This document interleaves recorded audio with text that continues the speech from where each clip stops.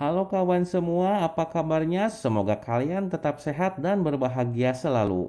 Kali ini saya bakal bawain alur cerita film yang berjudul Woman in Hall yang dirilis pada tahun 2007.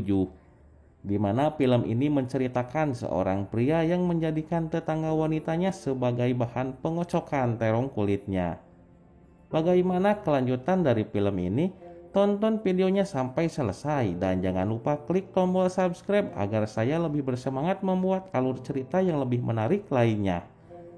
Tanpa banyak basa-basi, kita tonton videonya. Selamat menyaksikan. Di awal cerita film kita diperlihatkan dengan seorang pria yang baru saja menempati tempat kos barunya.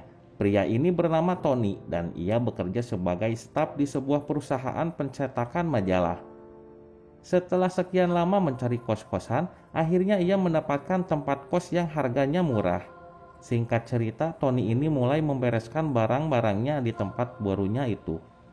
Setelah seharian memeriksa setiap sudut kosnya, Tony baru sadar kalau tembok kosnya itu terlalu tipis, sehingga menyebabkan suara kamar sebelah bisa terdengar jelas. Dan pada suatu hari Tony mendengar suara telepon dari kamar sebelah, dan Tony dapat mengetahui kalau penghuni kamar sebelah adalah seorang wanita. Wanita ini memiliki suara yang sangat seksi. Singkat cerita, wanita itu sedang mandi. Tony pun berusaha keras untuk mendengar suara wanita itu ketika sedang mandi. Dan Tony pun mulai membayangkan apem si tetangga. Ia pun mulai membayangkan wajah dan tubuh wanita tersebut. Wanita itu kita sebut si Nora. Si Nora ini seringkali mendapat telepon misterius yang mengancam dan mengajaknya mesum. Dia pun mengangkat telepon itu dan mengatakan kalau dirinya akan hancur ketika dia sudah tertangkap. Meskipun dia tidak tahu siapa sebenarnya karena suaranya disamarkan. Kemudian si Nora menelepon pacarnya yang bernama Yuta untuk datang ke kosannya dan meminta ia menemaninya di kosan karena ia sangat ketakutan dengan pria misterius itu. Tak lama setelah itu ia mengobrol dan akhirnya mereka pun melakukan pengencerotan. Sementara itu Tony yang menguping dari kamar sebelah hanya bisa menggosok-gosok terongnya sampai muncrat. Pada keesokan harinya Tony pun mulai mencari informasi pribadi si Nora ini. Dan tentunya mencari informasi adalah kerjaan sehari-harinya di kantor. Pada malam harinya ia memasuki sebuah kafe. Kemudian datang seorang wanita yang namanya persis dengan yang ia cari. Dan akhirnya ia melihat wajah si Nora yang sebenarnya. Setelah melihat wajah si Nora yang cantik ini, si Tony mulai menyukainya. Dan Tony pun mulai memikirkan cara agar bisa berkenalan dengan si Nora ini. Pada keesokan harinya Tony sengaja memesan beberapa makanan siap saji dan meminta dikirim ke alamat kosannya. Tapi dengan pintarnya si Tony menyuruh kurirnya untuk menitipkan pesanan itu ke kamar sebelah. Karena ia belum sampai ke kosan, otomatis si Nora akan mengantarkannya ke kamar si Tony. Dan pada malam harinya si Nora mengantarkan paketnya ke kamar si Tony. Dan disinilah awal mereka berkenalan. Tony pun mulai basa-basi dengan memberikan makanan sebagai tanda terima kasihnya kepada si Nora. Dan Tony pun mendapatkan sebuah ide untuk memasang alat penguat sinyal dan sekarang Tony bisa mendengar suara si Nora lewat earphone. Setelah ia memasang alat penyadap tersebut, akhirnya dia tahu kalau di kamar si Nora ada beberapa tempat yang tidak bisa disadap karena memiliki suara yang berisik. Akhirnya ia meminta bantuan temannya yang ahli menyadap. Dan ternyata hal itu terjadi dikarenakan di kamar si Nora sudah ada alat penyadap lainnya. Yang kemungkinan alat itu dipasang oleh seseorang yang selama ini meneror si Nora. Mereka kemudian masuk ke dalam kamar si Nora untuk melihat titik alat penyadap yang dipasang oleh peneror. Dan akhirnya teman Tony ini mengatakan kalau si penyadap tidak berada jauh dari tempatnya tinggal. Ia kemudian memantau area sekitar dan melihat ada sebuah mobil yang terparkir. Dan tak butuh waktu lama, Tony pun langsung menghampiri mobil tersebut. Dan ternyata di dalam mobil tersebut adalah si Yuta, pacar si Nora. Jadi selama ini yang meneror si Nora adalah pacarnya sendiri.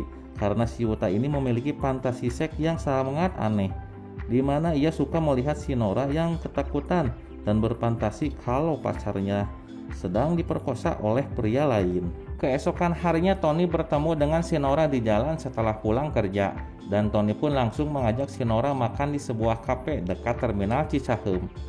Malam harinya si Tony menggunakan teknik lamanya, yaitu memesan paket tapi dititipkan di kamar si Nora. Dan si Nora pun langsung mengantarkan paket itu kepada si Tony. Dan setelah itu Tony mengajak si Nora masuk dan makan bersama. Akan tetapi saat Yuta tahu bahwa si Nora tidak berada di kamarnya, si Yuta pun marah dan langsung menelponnya. Si Nora pun pulang dan beberapa saat kemudian si Yuta datang dan langsung mengencrot si Nora secara paksa. Tony yang mendengar suara mereka berdua kemudian merasa kesal dan kecewa. Kemudian memikirkan bagaimana caranya agar si Nora berpisah dengan si Yuta. Akhirnya Tony dan teman-temannya merencanakan sesuatu, dan pada suatu hari Tony mengajak si Nora jalan sampai malam. Sementara teman-temannya menyamar dan masuk ke dalam kamar si Nora, dan pastinya akan dipantau lagi oleh si Yuta. Di sini mereka memainkan drama, seolah-olah si Nora ini terlilit hutang dan sedang dikejar-kejar oleh penagih hutang. Dan karena si Nora tidak bisa membayar, kemudian si penagih hutang ini mengambil handphone si Nora dan melihat si Nora itu punya pacar yang namanya Yuta. Lalu penagih hutang tersebut mengajar Yuta untuk menagih hutangnya, yang kemudian membuat si Yuta ini menjadi ketakutan dan langsung pergi. Beberapa hari berlalu, Yuta tidak pernah muncul lagi dan menghubungi si Nora lagi. Dan ketika si Nora pergi ke apartemennya si Yuta, ternyata tetangganya mengatakan kalau Yuta sudah pergi beberapa hari yang lalu. Jadi rencana licik si Tony dan teman-temannya pun berhasil, dan sekarang si Yuta sedang dikerjain oleh teman-teman si Tony. Di sisi lain, si Nora akhirnya menjadi jomblo. Singkat cerita, pada malam hari si Nora ini galau dan minum ditemani oleh si Tony yang berusaha untuk menghiburnya. Mereka pun minum bersama dan kemudian si Nora menjadi mabuk. Lalu si Nora mulai menggoda si Tony untuk mengajaknya mengencrot, tapi si Tony malah menolak ajakan si Nora tersebut. Tony menolaknya bukan tanpa alasan, dikarenakan Tony ini jatuh cinta kepada si Nora dan tidak mau merusak lubang apemnya si Nora dan ingin menjaga si Nora selamanya. Keesokan harinya datanglah si Yuta dalam keadaan stres. Yuta pun masuk dan disinilah si Nora mengetahui kalau si Yuta lah yang selama ini menerornya karena si Yuta membeberkannya. Yuta yang sudah stres berusaha untuk membunuh si Nora. Tony yang mendengarnya langsung datang dan menyelamatkan si Nora dan menyuruhnya berlari sejauh mungkin. Namun bukannya berlari menjauh, si Nora malah masuk ke kamarnya si Tony. Dan disinilah si Nora tahu kalau selama ini Tony menyadap ruangannya. Di sisi lain, Tony yang berkelahi dengan Yuta akhirnya bisa mengalahkan si Yuta dengan bantuan teman-temannya.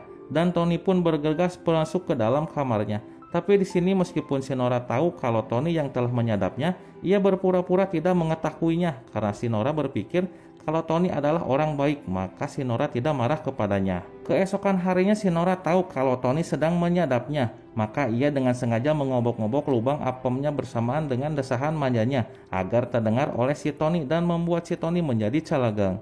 Dan ketika Tony sedang mengocok batang terongnya, si Nora pun langsung masuk ke dalam kamar si Tony dan akhirnya mereka pun melakukan pengencrotan secara nyata. Aduh.